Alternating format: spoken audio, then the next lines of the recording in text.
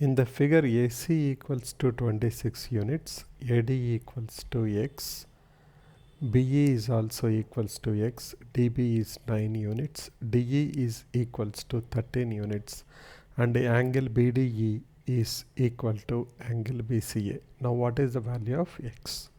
So we have been given a triangle ABC, and we have been given that in triangle ABC there is another line DE in such a way that angle BDE is equal to angle BCA. Now we have to find out the value of X.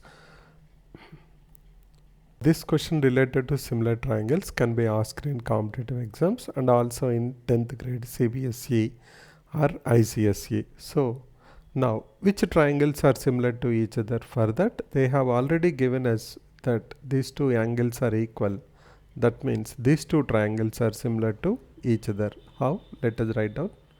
In triangle BDE comma triangle BCA, they already gave us that angle BDE is equal to angle BCA.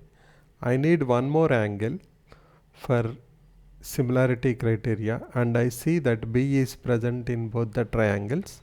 So if I check now, B is the common angle, so I can write down angle DBE is equal to angle CBA, and the justification for this is it is given. I have to write it on right hand side, I am writing on left, and this is common angle. Now by AA similarity criteria these two triangles are similar to each other, therefore triangle BDE is similar to triangle BCA. Now if these two triangles are similar to each other, then we know that corresponding sides are proportional. So I can go ahead and write down BD divided by BC is equal to DE divided by AC. Now if I substitute that is also equals to BE divided by AB or BA. Let us substitute values and check. We have BD 9 and we don't know BC. We know DE is 13. We know AC is 26. BE is X and BA is X plus 9. Now I can get value of X from considering these two. So simplifying, we'll have 1 by 2 equals to X by X plus 9.